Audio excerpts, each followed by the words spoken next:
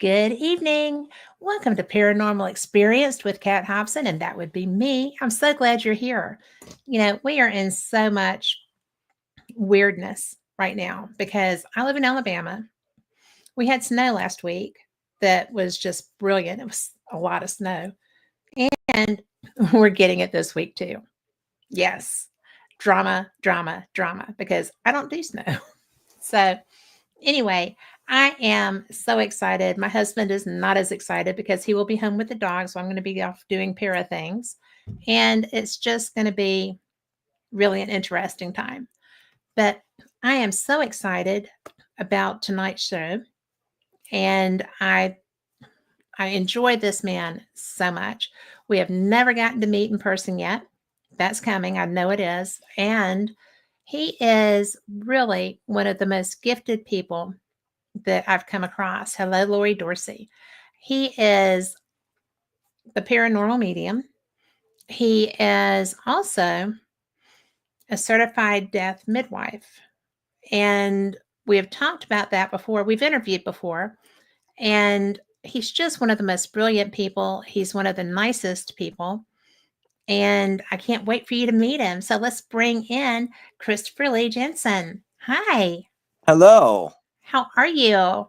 Fantastic. I'm so Except for this glad. cold weather, I'm over it. I'm totally over it. I'm a beach girl. I am not a snow girl. I moved to Ohio from Milwaukee, so I've always been in cold weather and I hate it. I'm not cut out for it. You know what we always say, right? Delta's ready when you are. Right. As I'm wearing my Scotland shirt, but I go there in the summer. So, but it's really weird because we had inches of snow and that doesn't happen. My dogs thought it Right. was great, but I did not so much. And so I'm really interested because it's supposed to snow at the beach this week. Wow. Yes. I told Lori Dorsey not to bring that with me or I'd send her home, but she's bringing it anyway. Hi, Lori. So, but she's so excited. I'm so excited too. But I hate cold. I'm not that girl. No, there's no reason in the world for me to ever be cold. No. Well, it's really interesting because last year when she came for this trip, we went to investigate at the Pensacola Lighthouse. Okay. And it was cold like this. And I was just like, dear God, I was not planning on this weather. And it was windy. We climbed to the top of the lighthouse and it was just like, oh. So it was hilarious. But we got great activity, which was what we were looking for, Excellent. and good evidence. So it was Nice. worth it. I just finally broke down and ordered a heated vest, socks, and gloves for winter investigations. Every year, I mean, even being the house psychic at the Fairfield County Infirmary in Lancaster, Ohio, that building is not heated. And every winter, it seems like I go there and say, I'll be fine. I'll just be fine. And then after an Yeah. hour or two, I lose the feeling in my feet. It's like, I'm not fine. I'm dying. Yes. So I broke down and finally ordered the heated vest, gloves, and socks. Life-changing. Well, I got my husband a heated jacket because he leaves way early in the mornings and it's so cold. And Lori actually got herself a heated jacket that she's planning to bring with her. And I can't steal my husband's jacket because it was my Christmas present to him. And he's going to be here in this cold. So I am taking my Uggs to the beach and I'm taking all of my sweaters and fleece leggings. So I will Perfect. not freeze to death. So, but I really find it interesting because I do not have your abilities. I do not have spirits that will come and talk to me, like that I can interact with. Mm-hmm. And sometimes I can. It just depends on the spirit and their motivation. But and they have to really work hard because it's just not something that I've developed. And Right. it's so interesting because they get active when it's like they get froggy. They get like, yay, let's chat for a while. And it's just like, okay, I don't want to talk to you. Oh, actually, that's not true 'cause I wouldn't be there if I didn't. So, Right. and they know that. I would love to go on an adventure with you sometime. When I plan an event, like if I do a psychic hunt at the infirmary or even the 3-hour psychic development workshops I've been doing, when I've hosted overnight investigations that are themed around the way I do things from the psychic lens, the most common comment I get from people after they've had an experience is, "Oh my God, I didn't know I could do that." 'Cause Yes. I'm working to find ways to really bring people into my world. I want them to have the experience that I have, and it's been incredible. I mean, every time I hear someone say that, "I didn't know I could do that," it's just, Mhm. oh, live for that. Well, it's like a gift, right? It's a gift that they're giving you, but it's a gift that you're giving them too. It's reciprocal. Absolutely. And that just makes it so beautiful, I think. 100%.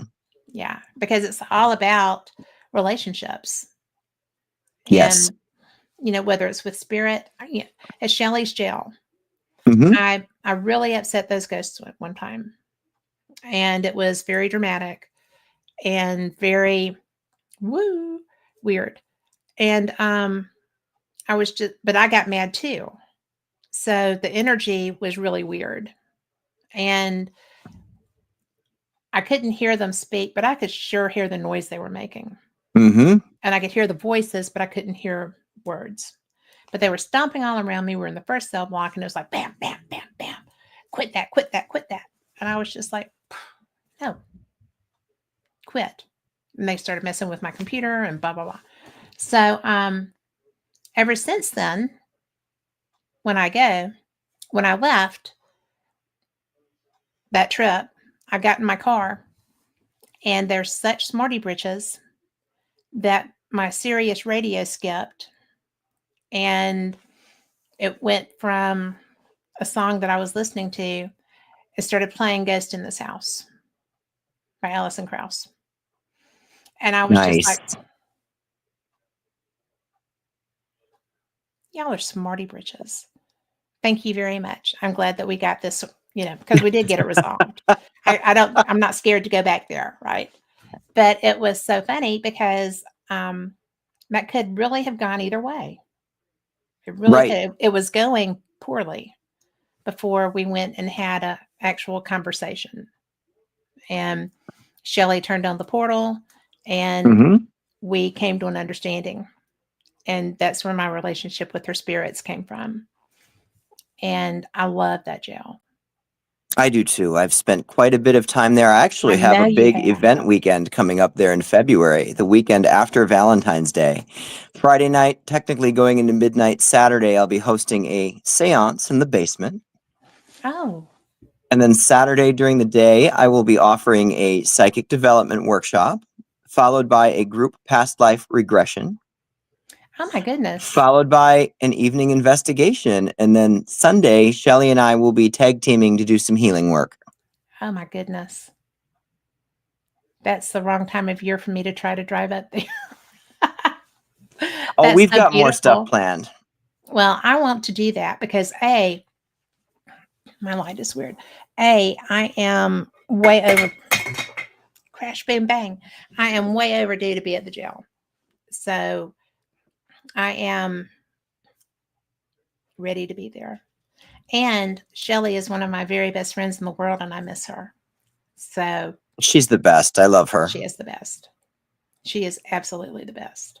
And the jail really has a way of sucking you in. I mean, It does. It's addictive. once you connect there, you just keep coming back. You do. And it's really interesting with the research that she is doing there with the family tree and the people that are drawn to it being correlated. Mhm. And I think that's really cool. I think that is part of my favorite thing about there. And Absolutely. it's true because everyone that I'm close to, I've met through or participated and spent time with in that jail. The people I'm I close to in believe the it. paranormal. So it's really fun.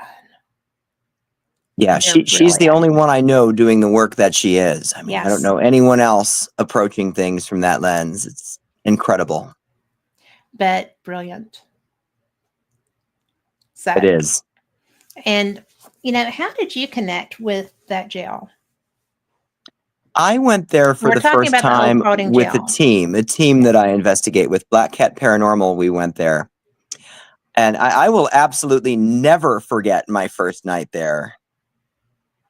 We were in the second floor cell block. I was coming around a corner and I watched a shadow figure move out from around the opposite corner Wow. and move against the wall. And I had two people behind me, and I didn't know if they could see what I was seeing. Well, first of all, that's often how that works. I don't know that people can see what I'm seeing. But in this instance, it was because I was standing in front of them. I didn't know that they could see around me. So I started to describe what I was seeing, and the figure started moving closer. And I started to tell the people behind me, it's moving closer to us. And before I even got that out of my mouth, it lunged sharply and dramatically and quickly forward. And it was enough to make me back out. Like, I walked out of that Really? cell block in that moment. I mean, I didn't leave the jail, but I had to Yeah. walk out of there. And that's not like me, but it No. unsettled me. Then in walking out of there, I looked around and realized where I was in the building. I was set up to be sleeping in the infirmary room, which is right outside of that cell block. And everybody else was going to be up on the other floor in the suite. I'm looking at that door and I'm like, I don't want to No. sleep on this floor by myself. But it is what it is. So before bed, I ended up going back into the cell block and walking around by myself, took pictures, looked at the pictures, even the ones I took of myself. And I thought, my God, I actually seem to be seeing fear in my eyes. And that's not like me. No. But again, it is what it is. So I did my walk around and went to go lay down. And I remember laying there on the cot for like 30 minutes and just listening to all these noises coming out of the cell block. Yeah. And after about 30 minutes, it sounded like someone walked out and walked into the room. And I didn't see who it was. Often I can see. Right. But in that moment, I decided, all right, that's enough. I'm going to roll over and go to sleep. So after falling asleep, I woke up at 4. I woke up at 5. I woke up at 6. And I woke Oh up my at goodness. 7. And even at 7, I said, nope, my alarm is set for 7:30. I am going back to sleep. So I rolled over on my right side, facing the wall. The noise my cot made when I rolled over, the empty cot then made that same noise. So they were just hanging out with you. Apparently, I had a roommate that night. That is so funny. That really is so funny because when I've been, my only rule is if I'm asleep, I don't care what you do, but don't wake me up. Right. Your place. I know I'm a guest. Just don't wake me up. And they did one night. And I was just like, what are you doing? And there were shadows. There were so many. I was in the suite room and there were shadows just going all over. And that was back when they had the air mattresses and stuff. I mean, it's Right. been a long time ago. And I was just kind of like, really? No. I'm tired. And it was it's always dramatic when they decide that they want to play. Oh, definitely. Normally nothing wakes me up. I can go out in the middle of a sentence. Oh, I have fallen asleep sitting up in solitary confinement at OSR. I've fallen asleep on the stage at the Collingwood Arts Center in Toledo. The room with the chair at OSR, where they say if you can go in and sit in the chair and see how long you can make it. I fell asleep in the chair. I woke up like on the floor because I was falling out of the chair Oh my after I gosh, fell asleep. Christopher. The stage at Collingwood Art Center. Here's a good one. So I took one of my world famous 15-minute power naps. I mean, I will announce I am taking a 15-minute power nap, and I lay down, I'm out. 15 minutes later, I'm up, ready to Right. go. I just wake myself up. So that particular nap, they had equipment around me on the stage, and it was going off the entire time I was sleeping. Everything was just going crazy, and I slept through it. So the next time I went to Collingwood, we decided to do an experiment. I went to take my 15-minute power nap on the stage again. They set up equipment around me, and someone even got their pendulum involved. And as I was sleeping, they were talking to me and saying, "Can you set this off? Can you make this do this? Can you do this with the pendulum?" And it was all happening. So either I was up and moving around in my sleep, or there was a spirit that was having a lot of fun. Either way would be good. Oh, totally. So that's a good time. I really think that the energy that you bring, I mean, I'm sick. My energy is not perfect today, but the energy that you bring, I just love it. It plays well with mine, and I think that's a good time. Yes. And so it's really, I mean, we've never met, and yet I Mm-mm. feel like we have. It's a really nice connection, I and agree. it's fun. And I would I would love to come do your psychic development workshop. So It'll happen. I've got it will. so many things scheduled this year. Something will line up, or if it doesn't, I'll schedule something that will line up. Okay. We will make it work Absolutely. because I I don't do the work that I should be doing right now Mm-hmm. because life has gotten in the way a little bit. But it's really something that as I came through adolescence, which happens with women a lot, the gifts were like, "Ah." And Right. then as raising families and growing older and doing stuff, you know, it felt like they just kind of slacked. And then menopause hit. And it was just like, oh, look, lit up again. And it's so much fun that I'm not really doing very much with it right now. Right. And because one of the things we're going to talk about later is, your death midwifing. Mm-hmm. And since the last time we spoke, both of my parents have passed, and I was there with both of them when that happened. And with my dad, we had hospice, and with my mom, we had hospice in her residential home. Mm-hmm. And I did not know what was happening, right? Because Right. I wasn't there right as my dad started to finish. I was there toward the end of that.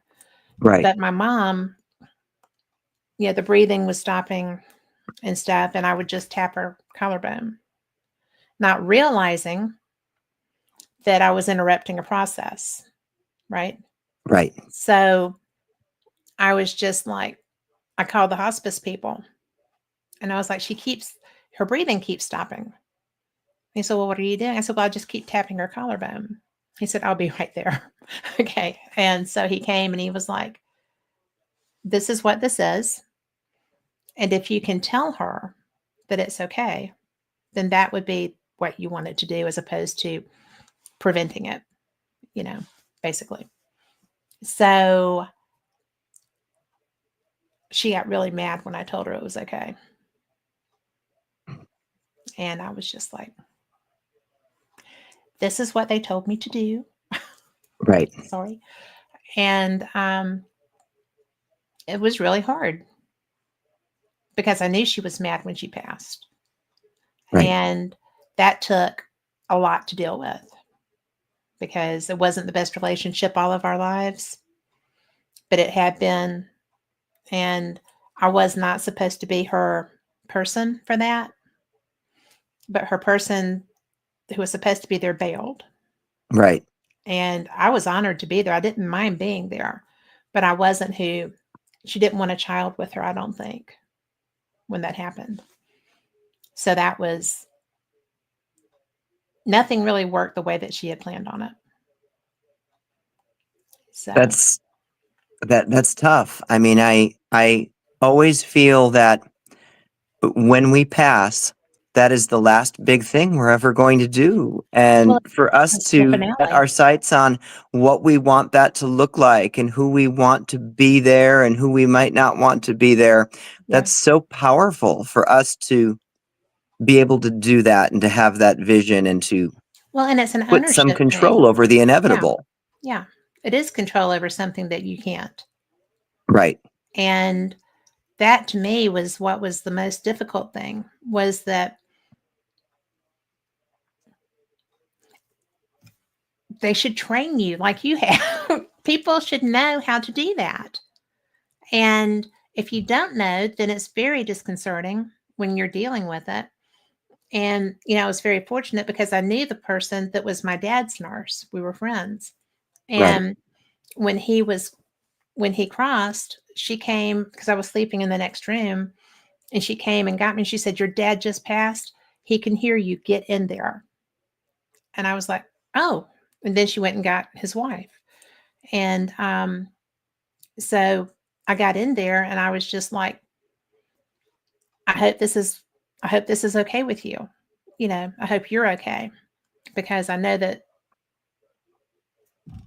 this has to be so weird, you know. Right. And but it was really, and I was so glad I was there, because when my stepmother came down, she is never emotional. Never emotional. And I learned so much about her in that 15 minutes. And I learned how much I love her. And so, what was her most difficult time of her life was something that made us have a relationship.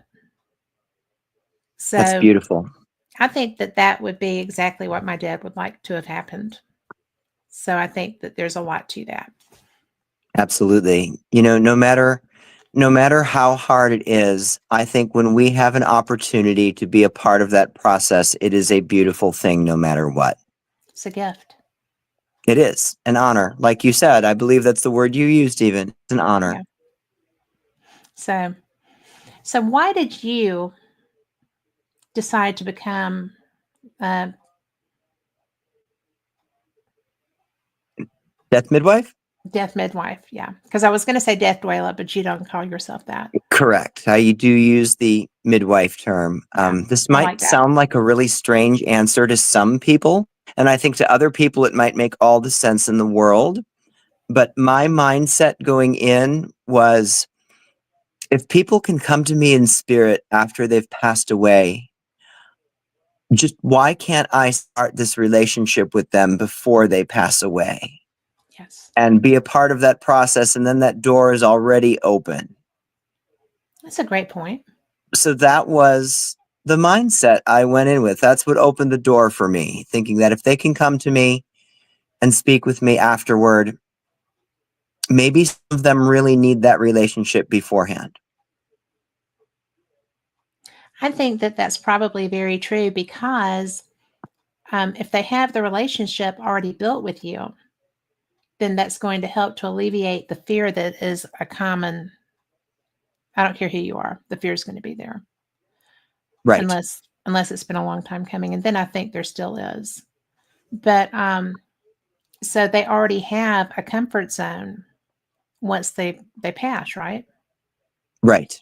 You provide And I that do buffer. agree with you about the fear always being there because it's an unknown. Yeah. I mean, it's something we only get to do once in each lifetime. I mean, I very much do believe in past lives, but for the most part, that's something we only get to do once. And because it's an unknown, there's almost always going to be fear attached to that.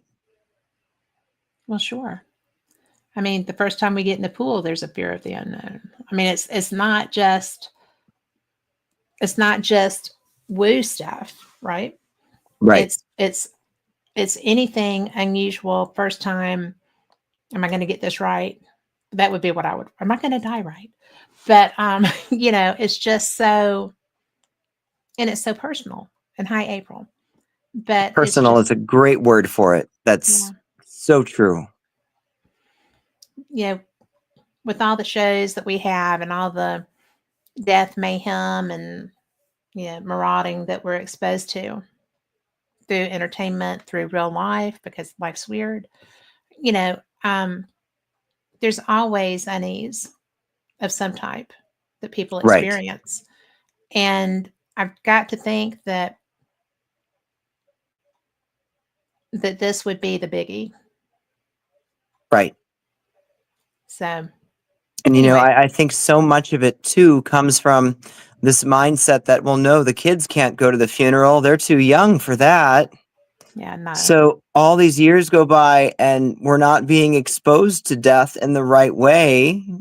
yeah, and it's so cliche, but it's just so part of life. I mean, that is part of our existence. We're here. We do our thing. We love, we laugh, we regret, we woo, we everything. And then when your time is up, it's on to the next. Right. What happens when they go? To them? Hmm. Well, to me, they Is that either, okay to ask you that? yeah, of Okay. course. You're talking after, right? Like after the I heart am. has stopped. After the heart is stopped, after they have realized their transition and experienced it. As someone who very much believes in reincarnation and past Hmm. lives, I think that some of us stick around, and those are the spirits that we connect with when we go and investigate. Those are the Right. loved ones that come to us, whether it's in dreams, in person, or through signs. I think some of us, our journey is just done. We've cycled around, we've done our work, and that might be it. Our energy's put to rest.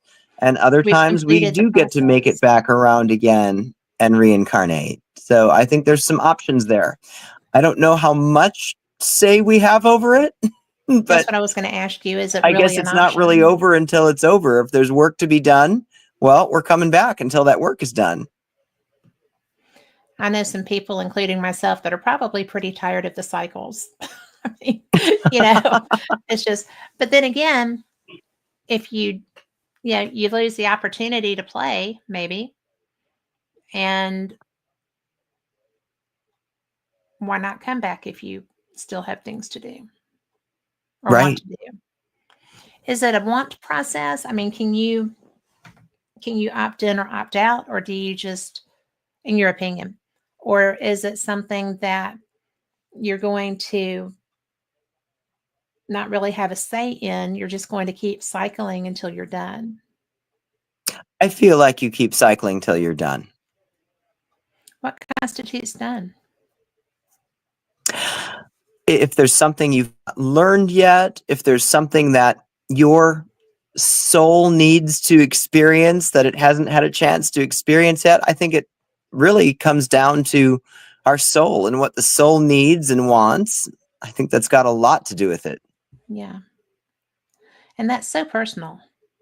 It is. I mean, through a past life experience, I learned something incredible about my soul recently. So, Really? yes. How many past life experiences have you had?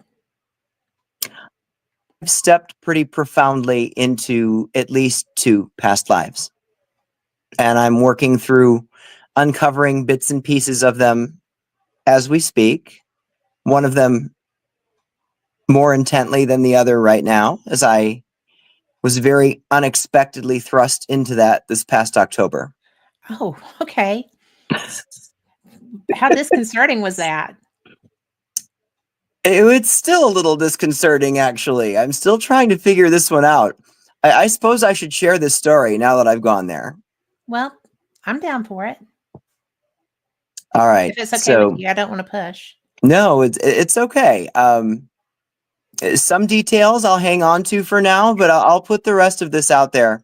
Okay. So this past October, I was out at the Covered Bridge Festival in Rockville, Indiana.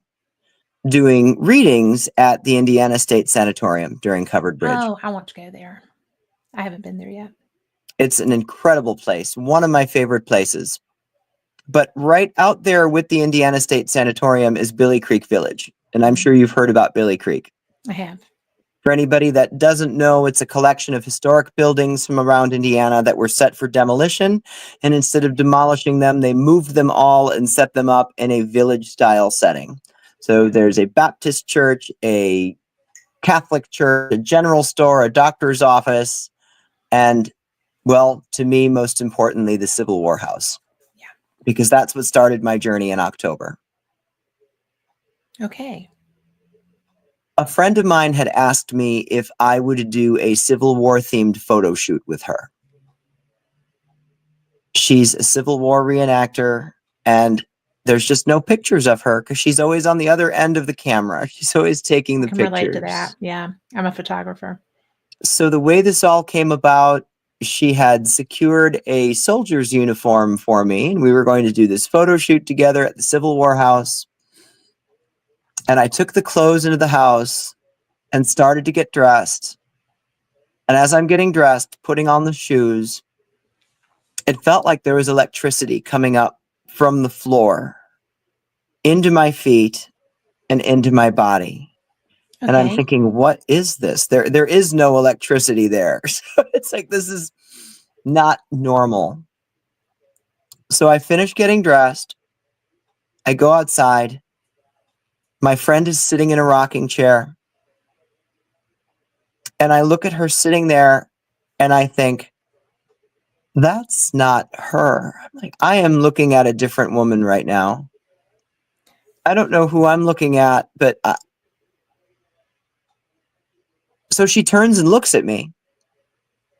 And she immediately gets up and walks away, disappears around the side of the house, gone, leaving me standing there in these clothes. Oh my goodness. She comes back a minute later and she says, that wasn't you standing there when you walked out. I looked at you and it wasn't you. I saw someone else, a different man. Yeah. We spent 5 nights going back to that house and uncovering more and more of the story of these two people. And I believe with every fiber of my being that these two people we connected to were ourselves in a past life. Oh, that's so cool. And what we uncovered was an absolutely epic love story between these two people. Yeah. I love that. It's been an incredible journey. There's even more to it than that. It just keeps unfolding. Oh my gosh. When this 5 nights at the Civil War house wrapped up, I had to leave there actually to go to the jail, to Shelley's jail, because we had a 2-day psychic fair. During this whole experience at the Civil War house, I was eating with my left hand, writing with my left hand. I'm not left-handed. I sounded different. I was sitting different, standing differently. When I walked into the jail, a number of people that I know well just didn't pay me any attention as I walked by. And when I walked by again, they're like, oh, it's you. I didn't recognize you when you walked in. Get out of town. Oh, it gets Really? better. It gets even better. Okay. That same weekend, one of the psychics who was there for the psychic fair, she's amazing. So I'm going to call her out by name, Angela Boley. She's a psychic portrait artist. Fun. She came to me on Sunday and she said that Spirit told her she needed to have a reading from me. And she asked if we could trade. And I said, certainly, let's do that. So I gave her reading. And then she goes to do mine and she starts drawing. And knowing nothing about my experience of the last week, she draws a Civil War soldier. Get out. Brilliant. So how much did it look like you? At all? The facial? Not so much. I mean, he was much taller than I am. I guess I've gotten shorter with each lifetime. That's really so cool. It was pretty amazing. And actually, his name was Ezekiel. And as a result, you may or may not have seen pictures of our new puppy from these last 2 months, Yes. Zeke. Yes. Oh my gosh. Yes, this is how the puppy got his name. I love that. But how interesting, though. It's been so wild, and just there's so many little things that keep happening. I mean, the other person who's involved with this had come out to the infirmary one night during one of our public events. I was sitting in my room doing a reading. I just finished the reading, and this young man is sitting there and talking to me, and he's talking about why he's 22 and hasn't gotten his driver's license yet. And I'm happily listening to him, just him sharing his story. And Sure. there's nothing else I needed to do at the moment. And the other person involved in my experience at the civil house walks up outside of the room, and I felt like my whole posture just shift, going into that other connected mode. And just like that, the guy in front of me stopped talking about why he doesn't have his driver's license and randomly started talking about Gettysburg. Holy wow. Interesting. Since this has started to unfold, it's been one thing like that after another after another. So, did you ascertain that you had been at Gettysburg? I don't think I had. I'm pretty sure Ezekiel's just a death was in period Kentucky. related. Yeah. However, I am going to be doing readings at the Gettysburg Battlefield Bash this year, so that I should will be also be. very interesting. We'll see I how will that be there. goes since I've stepped down this path. Well, I would like to participate with you doing things there because I will be there also. I love that's my favorite event. I've never done it. I've always had something else going on the same weekend. Last year, it was when I'd booked Wildwood and Hinsdale back to back. And the year before, it was something. So this year, there's nothing standing in the way. Well, you are going to love it. It is family. I can't wait. Is family. And the charities that they support, the people who come,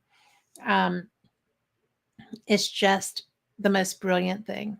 And they have Batman comes and, for the kids with cancer stuff. And it is the fundraising that they do and the love that that entire community puts into this event makes it so special. I love that. You are going to really, really enjoy it. It's awesome. Yeah. I can't wait. We're going to be at the same place. I know. See, I knew it was going to work itself out somehow. Yes. When you said that, I was just like, we're going to be there. Perfect. So, yay. But, well, so you're going to Hinsdale. Have you been there before? That was last year. That was the same weekend as the Gettysburg Battlefield Bash. Gotcha. I'm not scheduled to go there this year. However, I will be back at Wildwood this year. March 8th, I believe it is. They're having a Girls and Ghouls weekend, slumber party weekend. Oh my God. And I was invited as a special guest. So I will be there for Girls and Ghouls March 8th. That sounds fun. Can't wait. Yeah. One of the things that I think is so fun is like with the bash, with other things, anything that Shelley ever does that I've ever been able to go to. It is so fun to interact with other people who love this like we do. And absolutely. It's just, there's just something about that camaraderie when we can come together as a community. And definitely, especially if we're helping spirits, if we're helping other people, whatever is happening, it's so neat. It is. So, and I'm going to get to be with you and do stuff. I know. I'm so excited. It's going to be amazing. Yeah. That makes my whole night. Me too. And that's a bonus I didn't expect. So, yay. It's meant to be. It is. It is. But what are you going to do when you get to Gettysburg relevant to finding this other past life? Well, I did sign up as a vendor to do readings, so I will be doing readings the whole event. Okay. But I booked a spot for myself at the Tilly Pierce house, so I'm looking forward to staying somewhere haunted. I can't give myself a break. I can't just stay at like the Days Inn or something. Good Yeah. night's sleep. I've got to be in a place that's haunted. Well, there is a really great restaurant that I found there, and it's very active. And I was not expecting to have experiences there. But Oh, I love that. I'll have to check that out. It's well, maybe we can break bread together there, because I'd love like that. to see your read on that too. But it was really yummy, on top of being really historic. I think it's called the Dobbs House, and it was lush. Oh, I love it. Yeah. Good food and spirits are two of my favorite things. Like that Vincent Price meme, how they get me to go places. There'll be food and drink and ghosts. Yes. It's like, I'm in. I am always in for that. So I think that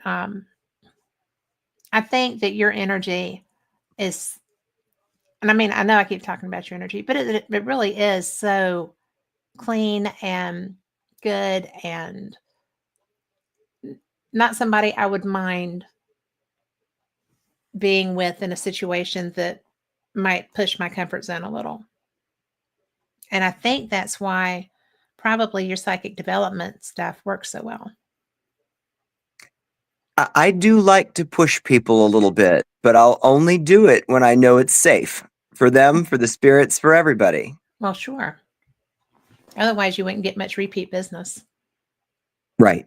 So.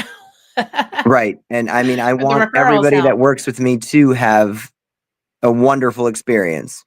Well, I mean, that's why people would do that, right? Right. A, I would have no problem trusting you. And B, I would also know that were something to go awry, I could trust you with that too. But I would not anticipate that, just because. And April put in chat psychic development with question marks. So do you want to describe that a little bit, what you do to help people with that? Well, I've got a couple of different things going on. One, I do a monthly psychic development circle at the Magical Druid in Clintonville, Ohio. That is the fourth Thursday of the month at 6 p.m.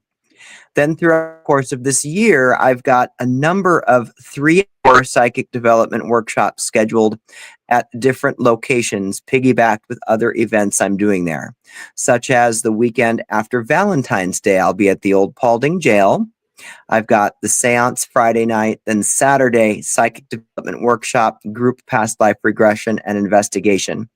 Every one of the 3-hour psychic development workshops is going to be different, just based on what I've planned for the group and who's there. And, I always say too, when connecting to spirit and working with those mediums, so to speak, good choice of words there. Yes. You have to be open to what comes. I can't stick rigidly to my guideline or outline what I plan on doing. You just have to be open. But I'm doing one at the Ross House in April. I'll be doing another one at the Ross House in November. And again, these are all piggybacked with an overnight investigation. I've got one at Bill Manor the last Saturday of June. And then I've got 3 psychic public hunts scheduled at the Fairfield County Infirmary this year. And on the day of all 3 of those psychic public hunts, I'll be doing a psychic development workshop during the day. So there's lots of opportunities to each one of these this year. I think that what she wanted to know is, what is it?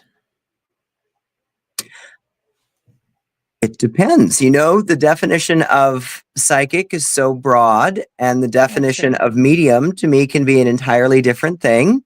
These are learning how to enhance psychic abilities, control psychic abilities, how to ground yourself, how to protect yourself, how to give readings for others, how to connect to spirit. There's just a whole number of different avenues that we can go to with this. Sounds fun. We end up doing a lot of partner exercises in these. It's really incredible to see the work that people pull through. It's really amazing. Do people always have enhancement through that? I think so. I think everybody walks away with something. And this is going back to that statement that I get often, I didn't know I could do that. Even if in a 3-hour workshop, let's say we did 15 different things and one stands out to them like, oh my God, I rocked that. I really connected into that. That to me is a success. Oh, sure it is. And for them, I mean, right. So I feel like everybody walks away with something from one of those workshops. She just said, she would like dream interpretation. So do you do that? I do. That is actually a class I've offered over at the Magical Druid a few times. I don't know where April's located, but I could probably work that into one of my piggyback events at some point. Like in February at the jail, I'm doing the group past life regression afterward. I can probably work something about dream interpretation in there to one of these events. So just stay tuned. It'll work its way around. Well, I think that's fun because she's in Wisconsin. But that's where I moved from. Yes. Wait, are you April? That She's April? April. Did I miss that the whole time? She is a cousin of a friend of mine, Denise Pridemore. And she has been following the show for a long time, and she's really cool. But she is her last name is Mueller. She's over in chat if you can see chat. But she is really just a lot of fun, and she has abilities. Well, I'm from Wisconsin, and I went in this panic mode for a moment. Like, have I been talking to someone that I know this whole time and didn't realize it, didn't make the connection? Probably not, but she'll let us know. So, but the dream interpretation, I have a lot of friends that do that. And I used to have such lucid dreams. Mm-hmm. And I guess about 5 years or so ago, they just stopped as far as recall. Mm-hmm. And I'm just kind of like, but they're useful because they're warning mechanisms for one thing. And they're, because the deja vu comes into play. I completely 100% trust that because I recognize scenarios and I have always done that. And so now that's not as strong as it was. And that I miss because I don't know why it's not. Do we kind of evolve away from things like that? Or what would cause that, do you think? I don't know that I would say we evolve away from it, but sometimes we do come to a place in our lives where just maybe mentally, emotionally, or spiritually, we need to be focused on other things. And that's not coming through as strongly at the time because our attention and our energy is needed elsewhere. Well, like I said, I really missed that because it was a lot of protection. So maybe I don't need the protection as much anymore. And maybe in some ways you've just mastered that where you don't need to connect that way anymore for protection. Maybe. And I mean, mastered isn't a word I use lightly. I mean, I don't even use that word with myself. I'm always looking to get better and to grow and to learn, but maybe you're at a point now where your energy just can be directed elsewhere. I'll take that. I will take that because, I really miss that though. I miss the recall because there's almost no recall of them. And I would get messages, I would get communication, I would get, experiences. And again, the deja vu. I would know when I walked into a room if there were someone I should be aware of, or if there were, if I was going to have a new best friend over in that corner, or, whatever. And that was fun. So I don't, that part I miss. Right. I miss that because it was the anticipation when I walked into an environment and I knew what was going to be happening. Right. And that's cool. I do love waking up and writing my dreams down and going back and reading and circling things that jump out and finding patterns and connections. I do very much enjoy that. I've done that for years and years and just have volumes of dream journals from the years. I never kept journals. Now I kind of wish I had. So, yeah. One of the most interesting experiences I ever had with recording dreams, I was at an overnight intensive dealing with the psychopomp energy. Are you familiar with that archetype? Yeah. For those who may not be, this would be an archetype, a spirit, an energy, someone who moves the souls back and forth or helps a soul move on to the other side. So entities such as Anubis, or even some more common everyday things like bees. Bees are seen to be psychopomps. So I was at this overnight immersion working with this energy, and we were instructed to keep a journal by our bed and write down everything. And I just remember this feeling of like, oh, I need to get up and write this down. And then I'd go back to bed after writing it down. And again, just, I need to go write this down. I'd wake up and I'd write and write and write and write. And this happened 4 or 5 times throughout the course of the night. And then when I woke up in the morning, my book was empty. No way. So where I was writing this, where that book is, I don't know. Would be fun to find it. Yes, it would. So, that was actually when I was still in Wisconsin. That was at the DeKoven Center in Racine, Wisconsin. Lovely place, delightfully haunted. I love delightfully haunted. Me too. What I will never forget having a night there alone. It was after an event like this. I'd hosted a psychic development weekend, and overnight had gotten a suite. A suite had 6 rooms, 2 beds per room. There's a meeting room. Bathrooms are right there. They bring your meals up to you. Lovely. So this building used to be a school for boys. It used to be a convent. When it was a school for boys, it was run by a man whose title was the warden. The warden had died in his room on the 2nd floor, known as the warden's suite, after falling outside during a snowstorm, breaking his leg. He laid there for hours until they brought him in, where he developed pneumonia and died. And I had a number of friends tell me that they could never stay in his room because things always happen. So as we're wrapping up this weekend event, there was a snowstorm. I'm like, I don't want to drive home in this. So I called and I'd asked if my ex and I could stay one more night. And the response we got was, well, you can stay if you don't mind being the only ones there. There's no other guests and there's no staff. So do I mind having this whole giant building to myself on the lake? And no, I don't mind at all. So before I got off the phone, I asked, do we have to stay in our room or can we go sleep somewhere else? Yeah. But you sleep wherever you want. Just leave a note so we know where to change the sheets. So I'm like, we are sleeping in the warden's suite.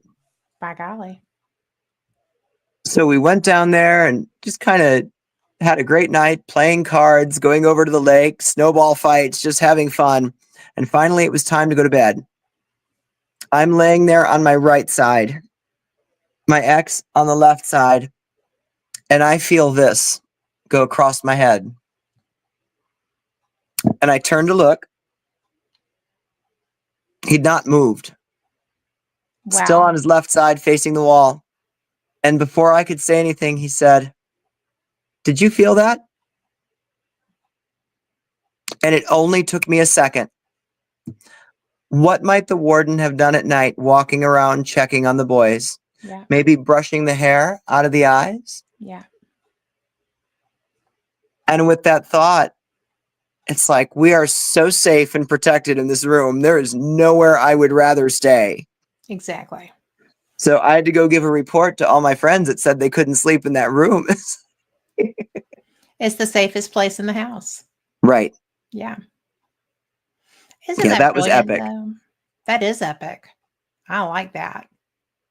And, I like that you made that correlation, but, you know, with the soothing, Right.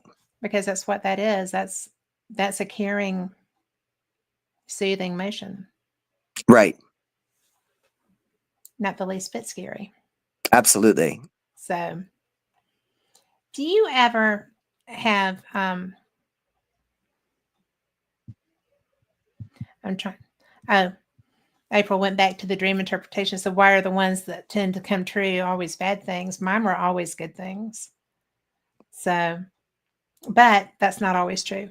If it was bad, if I was in a bad situation, I would have forewarning because something would trip that recall. And that's what I was going to say. If it seems to be that it's the bad ones that are coming true, I mean, we've got this mechanism that seems to be alerting us to things that are coming our way, preparing Yeah. us for things that we might not be able to do anything about. And then when they do come true, at least we've got that moment of recall to go, I've seen this. It doesn't make it any easier. No, but I would always know, okay, this is what happened. And if I liked what happened in the dream, then I would follow that path. But Right. if it was a negative, that's what I'm saying. I missed this, right? But if it was a negative experience, I recognized that also, and I knew what not to do. I knew how to alter that. Right. And that I miss because that was That's what very I tell. valuable at times. That's what I tell people, even when I give them a reading, when I give them a tarot card reading. If there's something that I say that you don't like, change it. Yep. If it's a condition that's present and you don't like it, change it. If it's something that could come your way and you don't like it, don't let it go there. This is Yep. Just avoid empowerment. it. Yeah. It is empowerment. And that is so special, right? Because I mean, I really do. I felt like I lost some of my protection Hmm. because I relied on that so much. But like you said, maybe I got to the point that I didn't need to rely on that because I could rely on my senses without it. Right. Maybe. Right. Now you're able to use your energy differently. I do that, and I'm much more mellow now, which is amazing. People don't ever believe that, but I really am. So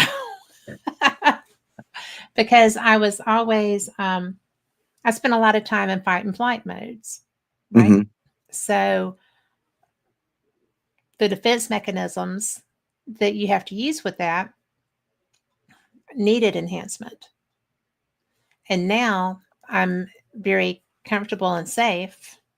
And so I don't really need that. Still Right. miss it. I still miss it because I really, really relied on it. And it was dead on, dead on. It can become a very big, important part of us. And Yeah. when something shifts that it's not as front and center, we can feel like it's a Bereft. loss. Yeah. We It's can a feel bereavement. bereft of that, so to speak. Yeah. So, but that's all right because I like feeling safe in my own self too.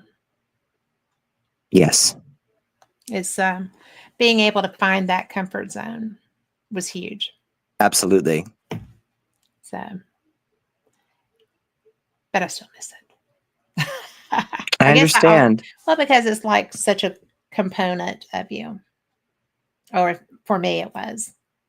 I get it. It's like if one day I woke up and just wasn't able to connect to spirit the way I do. I Yes, don't know. I don't know what I'd do. I'd be that's what it lost. is. I'd be sad. I'd probably be angry. Well, I wasn't angry. I was concerned, but Right. it was. I mean, yeah, that was my superpower, as it were. Right. It was my protection, and at a time when I really needed protection. So it was um, it was a vulnerability. I hate feeling vulnerable. Right. And so that was my struggle. So, Sometimes when we get pushed into those feelings and situations that we don't enjoy and that we're just not as comfortable with, I mean, when we're there and we have no choice but to navigate the waters, that's sometimes our greatest growth. well, it is, because it just, yeah, April said we have what we need when we need it. And that's exactly what it was. You know, when I didn't need it, because my life was so improved and there wasn't the constant struggle. Right. And, I didn't have to worry that something was coming, Right. because all of the things that were scary were eliminated. Right. But that was my whole life. I mean, adolescence, young adulthood, everything. And it was just kind of like, where did that go? Ah. So, but I do find it reassuring that you feel like that, I'm glad. because it helped me to analyze why it was gone. Good. Thank you. You're welcome. That's what I try to do for people. Well, I think that one of my favorite things with all of this is knowing the energy that you bring to things. You're so positive. And I love that you use this for good, because you've got a lot of stuff. And if you went the other way, that would really be a show. So Right. I'm glad Right. that you are the man that you are. Thank So you. do you have, I'm all tangled up all of a sudden. Do you have things happen that are like physical manifestations that react, or do you control well enough that that doesn't happen? I usually control it pretty well. I mean, I would say the closest is when I walk into a situation and just break down and cry uncontrollably, and it's got nothing to do with me. It's not my sadness, it's Right. not my situation, but I'm feeling it so deeply. And interestingly enough, I don't always do that in the empathic sense with the living. It's, That's I mean, but interesting. with spirits, I can truly just get so deeply pulled into what they're feeling that if I let it, it could be debilitating. Yes, But totally non-productive. I I exercise pretty clear and strong boundaries in all things I do, with spirits and with the living. I very much believe in boundaries. You know, there was something about the morning of my 40th birthday. I woke up and there were just boundary lines drawn in the sand everywhere. Things that I would not do anymore, things that I would not tolerate anymore. It's like, Really? nope, this does not bring me joy. That's pretty cool. Oh, 40 was epic for me. I I mean, it love actually has me. 40. I'm still a few years off from 50, but I've actually had the thought in my head, 40 was that good. I can't wait for 50. Well, I thought 40 was brilliant too. And I've met, I'm 63, and I have never had, I mean, I've never not wanted to see the next one, right? I Right. love getting birthdays. I love getting Yes. days. It's just such a gift. And it's just free play, you know? Yes. And I had, when I, my nephew, when I turned 40, we had gone to dinner or lunch. My dad took us all out, and Joshua just happened to be with us. And he was like, they came and they sang and they brought me chocolate cake. How bad can that be? Right. So he just looked at me. He was like, "You're okay with this?" I was like, "It's cake and an Right. aria. So yeah, I'm pretty good with this." And he was like, "My mom locked herself in the bathroom, her whole 30th birthday, and just cried." And I'm like, "Oh, well, maybe it's because I'm already past that one." I mean, Right. but because, and he saw that, And he was just kind of like, so it's not really bad to have a birthday. I said, no, and this is a big one. I love all of my birthdays. And it was so odd because it's um it's just weird how different people react to that. But I Right. was glad that he could see that there was a positive. It wasn't terrible to get older, you know. Oh, I'm so glad he got to see that from you. That's tremendous. Well, he passed at 17, and so he didn't get to have a lot of them. Right. And I was glad that he got to do that one with me. Absolutely. So it was I'm sure that was a moment that, I mean, one, you'll never forget. And while he was here physically, I'm sure he didn't forget that either. no. He's here sometimes too, I which believe it. surprises me sometimes. Well, because we weren't really together that much because my sister and I don't have the best relationship. And so we didn't get to spend a lot of time together.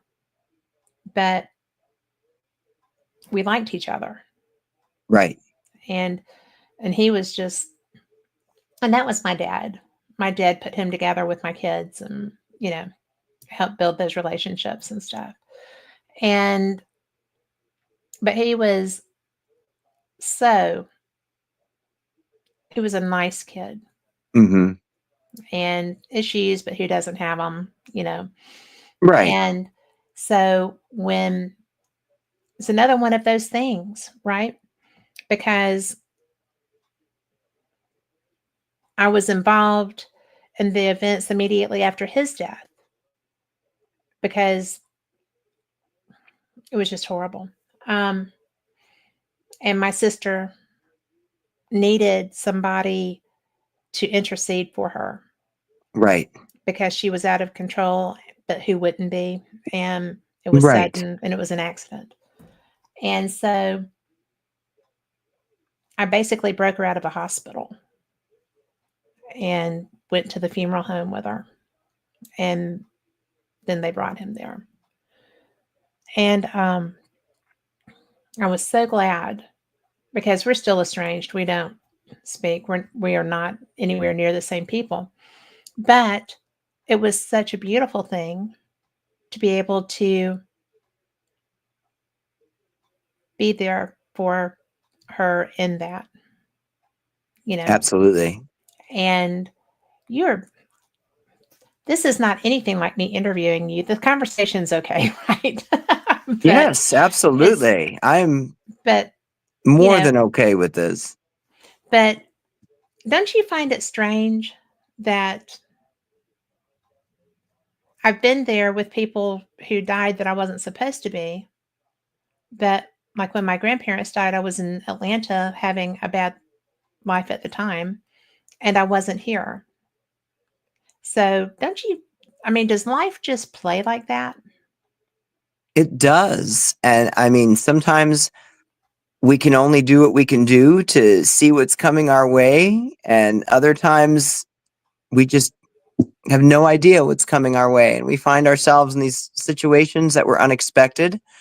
But I really do believe that there's a reason for everything. And I know that can sound very cliche, but Well, cliches are the there way for a I dive reason. into my own spirituality and the way I dive into connecting in each location I visit, I really do believe there's a reason for everything. There's no such thing as coincidence. It's just Well, it's weird.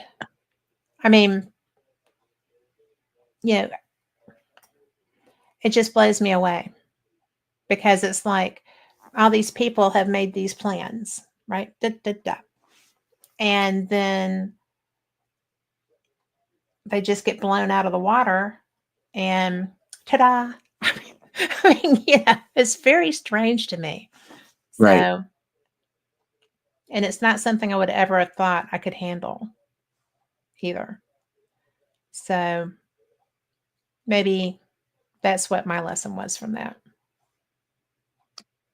We do have the ability to surprise ourselves over and over again, for sure. Well, I think it's spirit that was surprising me. I don't think it, I mean, you know, because I didn't create that. I didn't manifest that because I had no idea they were coming. Right. And But you navigated it. well, I did navigate it because what are you going to do? You have to, you know.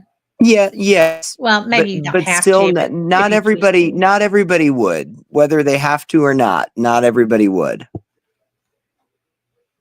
Well, I'm glad I could. I am too. So you are very fun to talk to. Of Thank you. course, I already knew that, but thank you for listening and explaining some of that. Absolutely. So, and April said that she had a life scare last night. So I'm glad that she's okay. So she's going to be having Definitely. checkups to fix that. But what do you, is it okay if I go back to talking about you now? So, You may talk about whatever you'd like, but yes, that's fine. okay. But when when did you know that you had these abilities? How old were you? It started when I was 10, and I started having dreams of people passing away, and then within 3 days they were gone. And the first one was really shocking, as it was a young person. I mean, 42. That's my age. That's young. That's You very shouldn't be young. thinking Yeah. about passing away at 42. There was no reason in the world for me to be thinking about this person dying. I mean, she was healthy. I was 10 years old, and within 3 days she was gone. Wow. Was she a relation? She was a dear friend of my family's. I looked at her like she was an aunt. I called her aunt. So not by blood, but yes, she was family. What did you do with that at 10? I didn't think much of it at first until her funeral came around, and I remember her coming to me there. It's like I was seeing her in the casket and seeing her standing there next to me, and she was talking to me. And to this day, I couldn't tell you what she said. I don't remember, but I know that she was there. That was the first time I recall seeing spirit. And I mean, coincidentally, 10 was also the age when I got my first deck of tarot cards. Oh, really? hmm Did you live in I a just, family that practiced those things? no, not at all. No one. But at 10, that is absolutely what I needed to do with birthday money from grandma and grandpa. Absolutely. Absolutely. I actually got a pair of a set of cards not too long ago, just Excellent. because I felt like I needed to. Ironically, the first person who passed away after I'd had the dream of them passing, the 42-year-old friend of our family, she was also the person who gifted me my first Ouija board. So she must have known something. She was just going to go ahead and get you started, the starter kit, as it were. Right, right. But you know, Little did when she know I'd end up surrounded by like 40 Ouija boards at some point. Oh, it's I just got a new one. So excited. what does it look like? Oh my God. All right. I'm going to move you here. You have to see this. Okay. I'm going to tell you the story about this too. Okay. So, a client of mine who takes yoga with me had asked me if I wanted her mother's old Ouija board. And I'm picturing just your standard everyday board. And I'm like, oh, I've got 5 of those, but I'm like, sure, I'll take it. Sure. So I went to pick it up from her. And when she handed it to me, I almost died.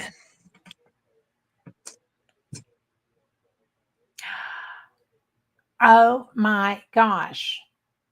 How old is that? It's around 80 years old.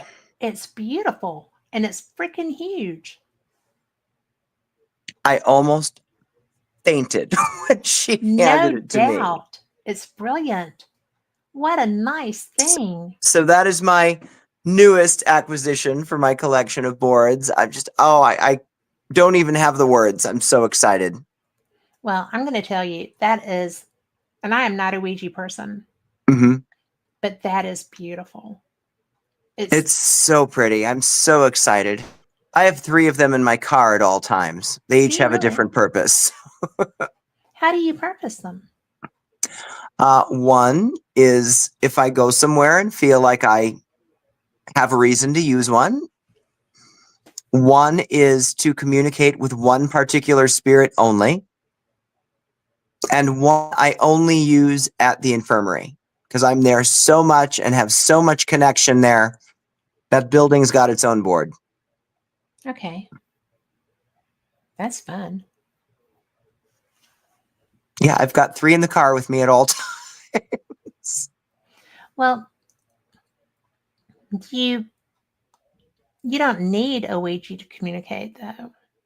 No, not at all. But I've had some incredible experiences using them. Okay. I will tell you that, oh my goodness, at the jail, Shelley's jail, Paulding. You're familiar with Audrey, the little I girl. am. Audrey loves to talk on the board. Really? Audrey loves to play hide and seek, Yes. connecting through the board. Audrey has come through the portal and other devices asking to play board. That's what she thinks hide and seek is called. She asks to No. play board. Oh my gosh. Yes. That's precious. But It's she's really precious. cool. So, yeah, she is really cool. Yeah, Gosh. we've had some great times playing hide and seek at the jail. I miss that place so much. That is some place that it really is a draw. And I think that a lot of that is because of that first experience I had there. Because we had just been to Scarefest, and I was like, well, why don't I come and we'll do a live show from the jail, and we'll promote the jail and stuff. And Right. so I just pissed them all off, and it was inadvertent, really. But I thought, well, I'll just do the interview from the table in the first cell block. This is the only table, right, in there. Right. Well, obviously, since that's where Gary was found, wasn't the best place to choose. And everybody's stomping around the bars, the doors. You can hear the banging, but they're not moving. Right. And it was very dramatic. And I'm just like, and I'm getting mad because they're messing with my computer. Right. And I'm actually on with my producer, and he's like, I'll let you know if you need to get out. I can hear everything. And I'm like, oh, okay. So a little bit later, he was like, yeah, pick that up and leave. So we did. And we got on the portal. Wow. We got on the portal, and Shelley kind of explained to them why I was there and, why we were doing that. And the voice coming through the portal was like, really? And I'm like, I'm not here for my health. No, I don't live here. I have a 9-hour drive tomorrow. So, but I Right. just thought that I would do this to, but, and they were just so stunned. And so then we were like, can we do the show from in there? And they were absolutely not. I'm like, okay, fair enough. So Right. yeah, that's how I met the jail. Wow. And You mentioned Gary and something interesting there. When I was leaving the Covered Bridge Festival to go out to the psychic fair at Paulding, I had a friend who kept telling me, no, you can't leave. She just did not want me to leave. Well, I don't know if it was her not wanting me to leave, if it was the spirits from the Civil War House not wanting me to leave, or the right. spirits of the Indiana State Sanatorium not wanting me to leave. But my car wouldn't start. I had to leave, and I've had no trouble with the battery of that car. The car is not that old. That's funny. So I had to get a jump, and I immediately drove it all the way to Paulding to an auto parts shop just down the street from the jail. I go in, buy the battery, bring it up to the front of the store so they can change it, or drive my car up in front so they can change the battery. And the guy who's changing my battery just randomly looks at me and says, "Are you going to the jail?" That's fun. And I thought, well, that's random. Like, maybe it's the Ouija board on the front bumper of my car. Maybe that's what That gives it could away. be. That could be. So I said to him, yes, that's where I'm headed. And he said, "Do you know Gary?" And I said, well, I know his story. I didn't necessarily get into, I've connected to him and have communicated with him. And after I said, yes, I know his story, he's like, "Oh, well, my dad was incarcerated with Gary," and starts telling me this whole story. It's like, whoa. Whoa. How fun is that? That was amazing. And so random. Did So Shelley know random. about him? I mean, His dad told him all about it. I wonder if Shelley knew that he had that history. I think she may have talked to this guy at some point. Oh, okay. Because that would be, I think that's what we determined, is that she had talked to him at some point. because that would be so interesting. Yeah. I mean, to talk to somebody that actually knew Gary. Right.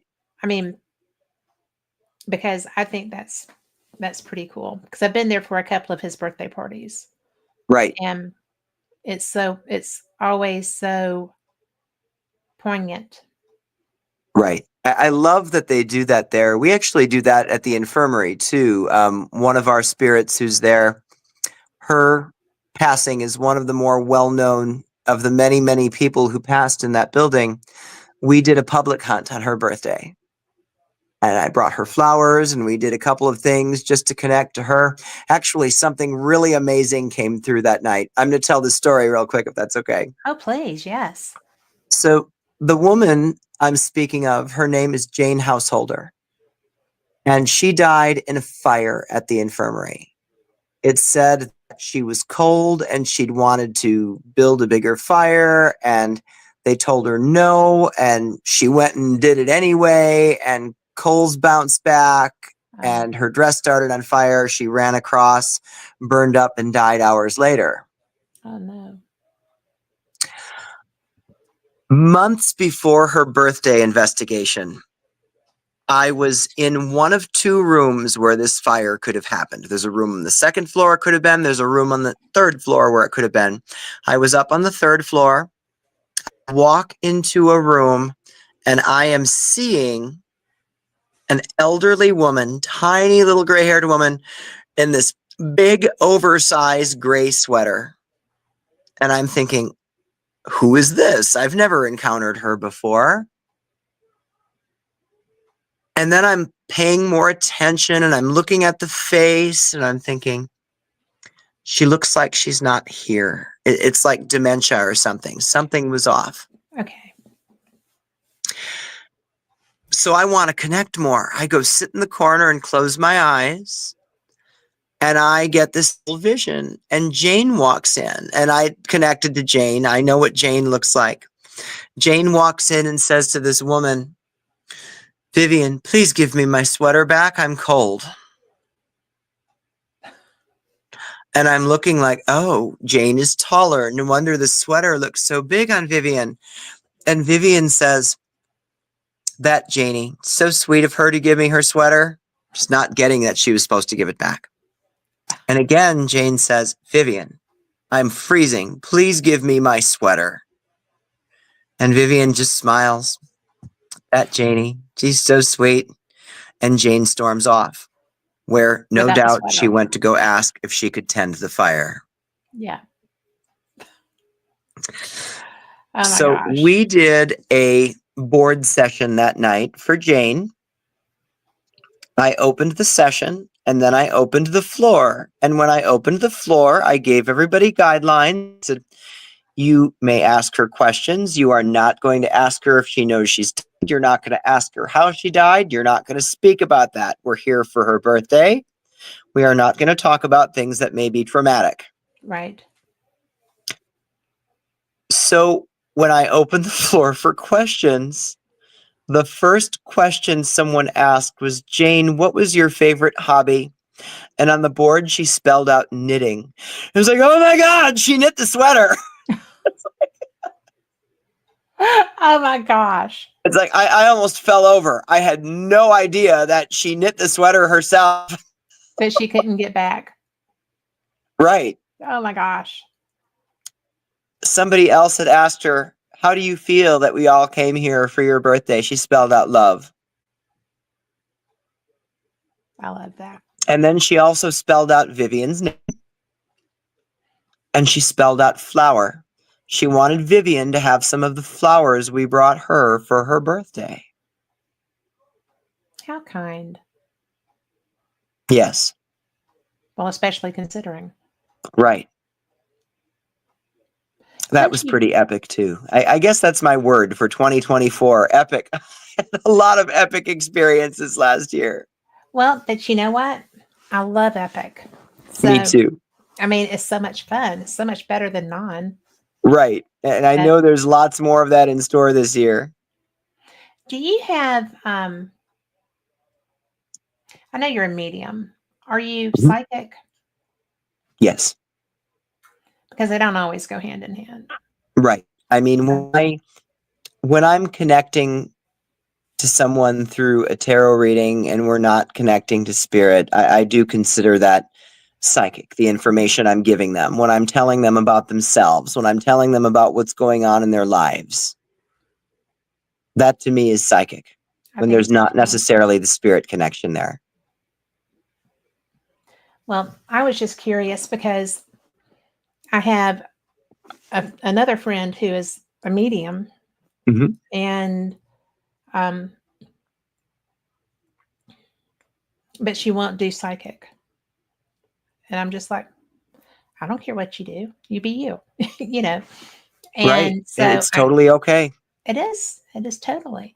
But I interviewed her, and when we met over the phone, and so when we were talking, she said, "Well, do you want a reading, or do you want to talk to me about being on your show?" I said, "Well, I'll take whatever. I mean, I do want you on my show."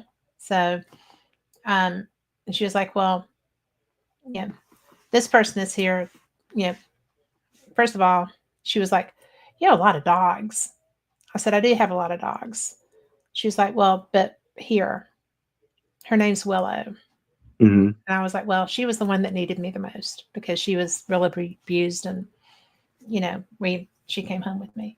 And Right. so, it didn't surprise me that she was the one that was there, but it did surprise me that she was the first one there because she was very reticent. She was a very shy dog.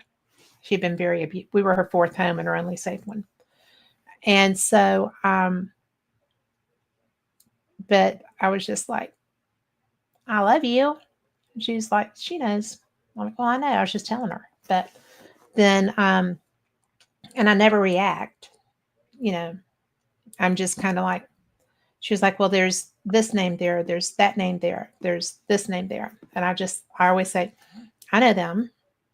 I know them. I know them." And then messages come, and I'm like, spot on. I mean, I didn't say anything because I was trying not to feed and trying not to interrupt and Right. trying not to, distract. And so she finished and she was like, "So there." And I'm like, "Do you want to know who they are?" And she was like, "Yeah." So I told her, and she was just like, and they were all relevant to my sister. Okay. So, one was Joshua, Mhm. one was his dad, who blew me away that he was there, and then my dad. And all she gave me were names. So, I told her who they were, and she was like, "Well, that's very cool." I said, "I know, thank you." That's And amazing. so she came on with me, and she didn't want to do readings. And I'm like, "I don't care what you do. I just want to talk to you." And Right. so, you know, I never ask anybody to do anything. And if anybody ever does decide they want to, then that's fine. But I want people to learn about the people, and then they can connect and do stuff if they want to, you know. Absolutely. But it's just really fun because she was very reticent, very shy. And I'm like, you just do you, boo. We're fine. I don't care what you do. Absolutely. And so it was the best time because she was just like, well, I don't know. I said, nobody's gonna judge you. Nobody's gonna say anything. Nobody's going to be weird. Yeah, just have fun. Come talk to me. So Right. that's what we did. And that kind of helped her break out of her shell a little bit. Oh, that's amazing. So, but I love people that are like y'all who spirit trusts to come to you like that because it is a trust factor. It is. And you know, I've had this conversation with other people too. Like even at the infirmary, for instance. I spent so much time there and I just have uncovered layers and layers in many of the rooms, and every now and then somebody will come in and they're just like me, and they say something about a room that I've never said before. And I've heard people make statements like, well, that's not what Christopher said about that room. I'm like, stop it. The building is 200 years old. It's like that room has seen a lot more than what I've talked You about. don't know Stop all the it. history right off the bat. Yeah. Right. Like, Yeah. do not do that. And, you know, I also think too that when somebody walks into a room and says something that's totally different, or they're picking up a totally different person, I think sometimes there's a spirit in that room that looks at me like, I don't want to talk to him. No. But somebody else walks in and like, okay, I'm going to We're talk to good. them instead. Well, but I mean, and that's how we are living. You Right. know, you're not drawn to everyone. And Right. just because you've transitioned doesn't mean that you're not human. And Right. personality is still there, right? So if I Right. want to talk to you, boo, we're not talking. Right. So, And I mean, when they want to talk to me, I'm not offended. Maybe we'll get to a point where they do. well, you can't be offended. I mean, Right. I know some Right. people that might be, but I mean, because their decision to share is a personal thing, right? Absolutely. And the connection is personal. Right. So you can't be offended if it's just not there. Right. And maybe it's something that'll come. Maybe it won't. Maybe it's not meant to. Well, personal. Right. Yeah. And, you know, believe it or not, Christopher, there are people that find me abrasive. So, I mean, yeah, they don't want to talk and they're living.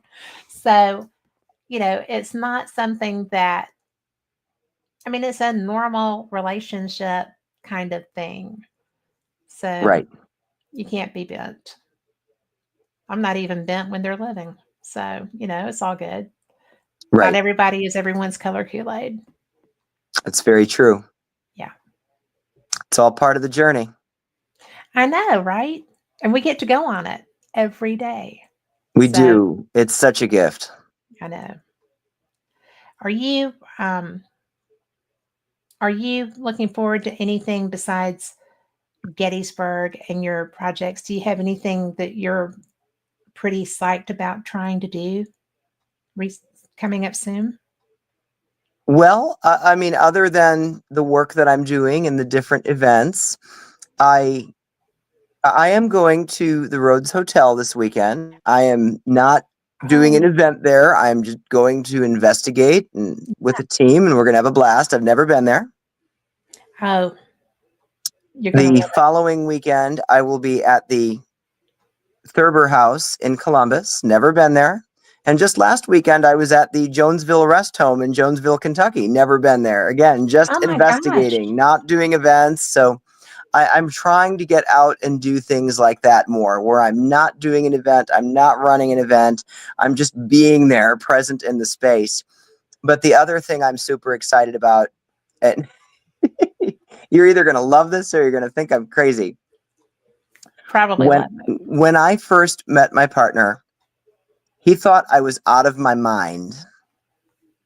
because I was devastated that I could not see the America concert in Milwaukee because I Oh, was going on vacation to Puerto Rico instead. He's like, really?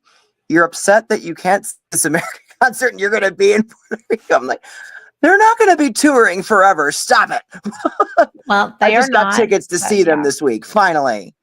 go you. So I'm very much looking forward to the America concert in August. Well, I saw them in the 70s. You're I going to like love the it. They're show. so good. Yes, they are. And they're so, I mean, their harmonies, the music, they Yes. are just absolutely, absolutely fun. Yes. And I just, you're going to love that. How was Oh, I Puerto know. Rico? I'm a huge music buff, huge concert buff. Love it, love it, love it. What do you, I mean, any kind of music? Just about. My goodness, we should go on a long drive together someday and I'll just Yeah. put my favorites playlist on shuffle. I mean, you'll go from Eminem to the Judds to Stevie Nicks. I mean, Oh, it's that just is all over eclectic. I the like that. place. That's fun. It's a glorious mess. It's just the best. I do that too. I've got everything from, well, I've been a parrot head since I was 15. So a Yes. lot of Buffett, a lot of beach style music, a bunch of independent artists and stuff like that. Plus Love all it. the hard rock, all the classic rock, Yes. I've got some country. I've got probably, mine's eclectic too. I love And that. my grandson is like, Guns N' Roses? I'm like, well, yeah, you like them. And he's like, Yes. well, but I'm not old. I was like, would you like to be? I mean, and it was so much fun because he is so precious and he is so precocious and it was funny. Oh, But that's amazing. yeah, I Yeah, like being a bebop. It's fun.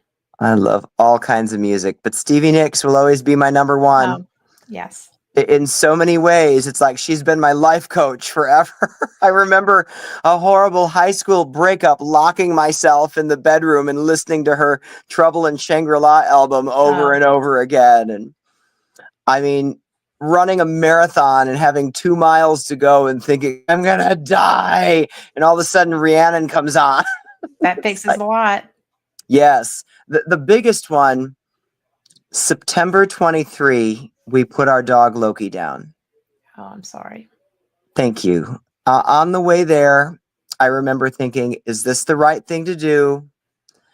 Can we change his meds? We walked into the vet and The Chain by Fleetwood Mac was playing. And I went, oh my God, there was nothing more that I could have needed right now. No. Just the affirmation I needed. Another crazy thing about music and this dog. So the next day, the day after we put him down, I'm teaching a water aerobics class. My partner used to call Loki Motion. The song Locomotion comes on. Oh my. And I'm thinking, I can't do this. It's like, I'm not going to connect to this. I'm just going to keep teaching this class. Nobody needs to know what's going through my mind. So the song ends and then immediately starts again. No way. It was in the playlist once. Nothing was on repeat. And at that point, I was like, fine. So I was able to open up and talk to them, tell them the story. And in the moment, I was okay. That was such a sign to me. Yes. I was okay. And, you know, I keep getting my dogs back. I know that's such a strange statement, but since I've had Charles is 6. I've had these moments where I've looked at him and I'm like, that's Piggy. That's my French bulldog that I lost years ago. Piggy's come back to me. And one day we just did a little experiment. I just looked at him like, Piggy? And he just, so I'm convinced. And, you know, with our new puppy, Zeke, I wasn't really thinking about that yet. Right. And one of my clients, one of my water aerobics people actually, came up to me last week in the lobby. She looked at me and she said, I saw that picture you posted of Zeke. I looked in his eyes. That's Loki. She'd never met any of my dogs. Like, what? Yeah. So I started thinking about this, and I'm only a week or so in. I think it's very possible. Yeah. I'm not set on it yet, like I am with Charles and Piggy. Right. Yeah, I think I may have gotten my boy back. It's really interesting that you said that because we recently rescued a dog after losing. We had a dog for the first time ever. And so I looked and this dog was there, and I was like, we'll go meet him. And it was a true rescue. And so I lost my lab of 14 years not too long ago. And I was just kind of like, I miss a big dog. So we got there, and he's beautiful. He's obnoxious, but he's beautiful. And he was so timid to be so big. And I just looked at him, and I got down on my knee by him, and I was like, I'm safe. Oh. I'm safe. And so he will not let my side go, cold ever. And I'm fixing to leave for the first time. I leave him for a week. And so it's going to be interesting. And my little mini Aussie, he's a big Aussie mix, but he's got the lab head. Mm-hmm. Or I guess, yeah, Kylie was kind of pointed instead of block. But it's just so funny because sometimes the love is so strong. And it's like, and I have to remind him sometimes that I'm safe. Right. But it is so weird because they know us sometimes before we know them. Yes. And it's just weird. And like, I've seen Willow in my house. She'll just be walking through, but she was a white Spitz mix. Mm-hmm. And now she's gray, like translucent gray. Oh. But I was coming in the back door, and she was just coming down the hallway and cut into the kitchen. And I was like, well, hello. So I think it's funny because it's not just human love that transcends. Right. It's all love. Right. Last time we talked, did I tell you the story about after Piggy passed, him making an appearance at a dumb supper? No. Oh, God. Tell me. So this little dog was like the most magical creature. If I were doing a reading, anything, he had to be a part of it. And I would host solstice celebrations and other things in my backyard for up to 40 people. It was epic. There's that word again. It's my word. It is your word for the day. This little dog had to be a part of these rituals. He loved it. And leading up to a summer solstice ritual, I remember talking to him saying, Piggy, it's tomorrow. You're going to be out there in the circle. You're going to love this. I forgot to let him out. Oh, no. What happened? During the ritual, someone had to step out for a moment to go in and use the restroom. And when they opened the door, Piggy came out. This little dog stomped down the steps. I can see that. Stomped down the steps, walked into the circle, stood next to the altar, looked me in the eye, and took a dump next to the altar. So after this dog, him? oh yeah, oh yes. So after this dog passed, I was at the DeKoven Center in Racine again. There was a big group of us doing a traditional ancestor dumb supper at Samhain time. And I'm sitting there eating dinner. I've got a picture of my grandfather. I'd set a place for him. And as I'm eating dinner, I see Piggy come into the room. Like, well, this is different. And then I'm looking closer. I'm like, he's got something in his mouth. What is this? So he just kind of goes the same way he came, and I finished eating dinner. We got up to leave the room after dinner, And there was a dead bat on the walkway leading into the dining room. Get out of town. 40 of us walked into that room. One of us would have seen the dead bat had it been there when we came in. Indeed. Wow. That is so funny. Oh, and I did not know at the time that bats were going to become my nemesis. Oh. Oh, So I'm that's a terrified of story. them. Really? Terrified. I was at the Monroe House in Indiana, and it was March. It was like 3 a.m. I certainly wasn't thinking about bats when I came down the stairs after using the restroom, and one went right for my face. And just, That would be. I've been known to go to places like Moundsville, West Virginia State Penitentiary, Mhm. wearing a beekeeper hat. So I can have the hood pulled down and I'm enclosed. Oh my gosh. Do you wear one at the jail? I have. I could see that. Oh my God. Haven't you seen Shelly's videos of me and the bat in the kitchen? No, I have not seen that, but I do Oh know God, of the I'll bats. send them to you. She's put up at least 2 videos of she and I talking in the kitchen when a bat came out of nowhere, and they're not normally up there. No, they're not. And I mean, I'm either screaming like a 10-year-old girl or like crouched down and duck walking out of there, hysterical. I'll send these videos to you. They're Do that so because I funny. would love to see it because I know that Vincent can't stand them either. I can't imagine what would ever happen if he and I were in the same room together when one It came would be out. loud. I mean, it, it would be very loud. It And would I be mean, we'd loud and probably kill proud. each other trying to get out of the room. Yes, I could see that happening because, I mean, I'm not keen on them either, but I've not had an up close and personal experience with them.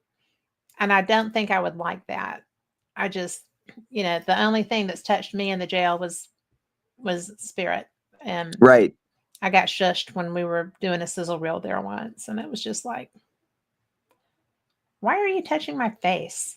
Oh, I mean, because it was like that on right. my lips. And I was like, no, do Yeah, not that's do a little that to me. much. It was rude.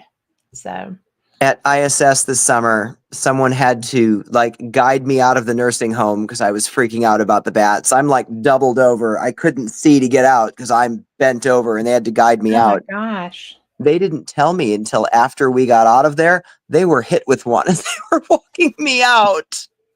So you were just being bad attacked. Right. Pummeled by bats. Well, I would be Shelly's heard me screaming. say that and she thinks it's hysterical. I would be screaming. I wouldn't like that either. Horrible. But Ick. you know what? I did something I mean, this ick. fall. That's gross. I technically have You're only muted. seen a bat once since I did something with the intention Can't of hear getting you. some control over this. So this fall, early fall, I found a dead bat on the floor at the infirmary a night when I went to give a tour. I can't hear you. I can't hear you. I'm here. Is that better?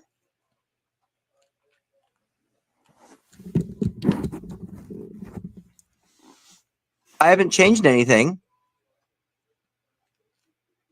That was sudden. Can you hear me? I can hear you. Yes. Everyone but me hears you fine. Huh. I hear both of you. I can hear both of you. Right. But she can't hear. Let's try that now. Can you hear it? Hello? Yes, I'm back. Okay. All right. I don't know what that was, but yeah, paranormal radio. So early fall, I found a dead bat on the floor at the infirmary. Oh. And I was initially going to message the person giving the tour the next day to say, there's something here you're going to need to deal with. It's not what I did. Really? I prepared a box, lined it with tissue, crystals, herbs, picked him up, wrapped him in the box, took him outside and buried him in the tissue with the intention of burying some of my fear as well. Brilliant. And since then, I have only seen a bat with my own eyes one time. It came around the corner and I screamed, I would. but I did not double over. I did not run out of the room. I walked out of the room and I realized immediately afterward the scream was habit. I didn't feel it in my core like I normally do.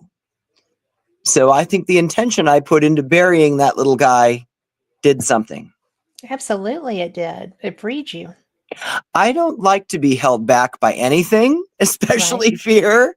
So if there's something I can do to work around it or to work through it, that's a better way of putting that. I will. Well, I think also you you you didn't humanize the bat, but you respected it Right. and you shared peace with it. Right. Now, I will admit that when I was scooping him up with a shovel, I put a net on top of him and then put the shovel underneath the net just in case he reanimated. Did you think that he might? I was not taking any chances. I wouldn't either. That would be freaky. We had that problem in our garage recently, but with a rat. It had come in to Oh, get out of the cold. And I had people working and he had dropped something and was like, he said, there's a recently passed rodent here. And I'm like, that's my nemesis. So I was just like, I'll buy your lunch. If you yeah, do I don't that. want them in my No. space. We had pet rats years ago. They were Oh, really? contained in a cage. They were wonderful pets, but that's different. That's I very don't different. want them in my space of their own accord. Exactly.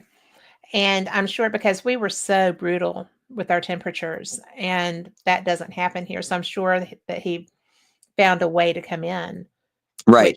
which there's not one now because that's one of the things they were working on. We're replacing doors. So I was just like, I will buy your lunch if you'll just make it go away. Totally. So Funny rat story. After our rats had passed, we still had a pet snake and he ate live rats. So when it was time to feed him, I'd go to the store and get 2 rats at a time. And one day I'd asked for 2 rats to be brought up to the counter and they bring the box. And I'm looking at the box going, that is too small for 2 rats. But I was in a hurry. So I just paid for it and left. I get home and sure enough, 1 rat. oh, So I call the store. They said, come back. We'll give you another one and we'll give you a gift card for the store. Okay. So he's already eaten the first rat. I go back to the store, get the second one, feed him the second one. A couple hours later, I go to leave the house. I open my car door and there's a rat on my front seat. oh my gosh. They gave me 2 and he got out of the box and he got out of the bag. No damage to either. The box wasn't pushed open. Nothing. So after my heart stopped racing, it scared me Yes. to death. I went back to the pet store and I used that gift card that they gave me to buy more rat supplies. And I kept this little thing as a pet again until he died. And I named him Houdini. I love that. And how appropriate. Absolutely. So, you know, I have just so enjoyed you. This has been great. I've had so much fun. Me too. Thank you so much for being back Thank you for having me back. anytime. And, if you have things that you want to promote, you should just let me know. I will be so happy to do that with you. Oh, thank you But, so much. Yeah, I've got a bunch of things coming up for sure. All well, different locations.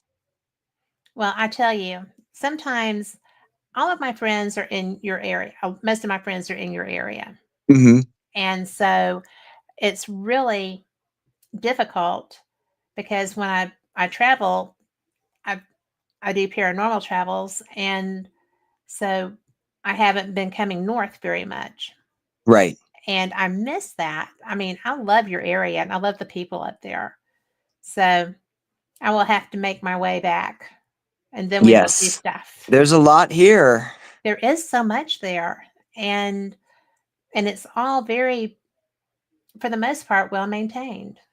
You know, Adam's work and Shelley's work and, you know, Robin's work. There's so much there and I have so many great locations that I haven't even seen yet. So I'll be Right. back up before long. I know, it's amazing how it seems no matter how many locations you cross off your list after you visited them, Yeah. the list only gets longer and longer. Well, because I research well for the shows and because I like finding places. Right. But you know, it's amazing what all is out there. And I've been looking for all the fun things. And April just asked if I'm coming there. And I'm like, to Wisconsin? And then she said, not right now though. Monday with the high of -7 and the low of -20. That's a great big nope. No. Nope. No, I left that. It's cold here, but it's not that cold. I know. Every time I move, it needs to be to somewhere warmer. Well, I mean, it's going to be 20 something degrees at my beach this week. And I'm just like, if I didn't love my friend so much, it would be nope.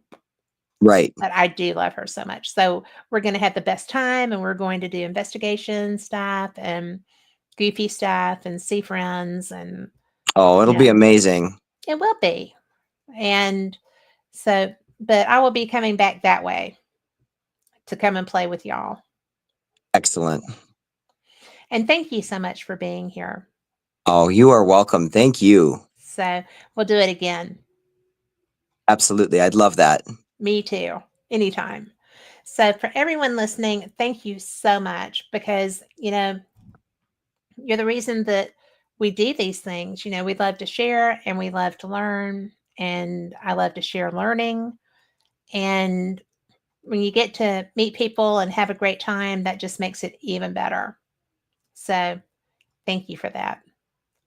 And be blessed. Take care. Wherever you are, be toasty because this is dangerous weather and take care of you, especially if you're here because we don't know what to do with this stuff. I am tripping out. So thank you again. And Christopher, we will talk soon, my friend. Thank you. Absolutely. Thank you. All right. Good night, everyone.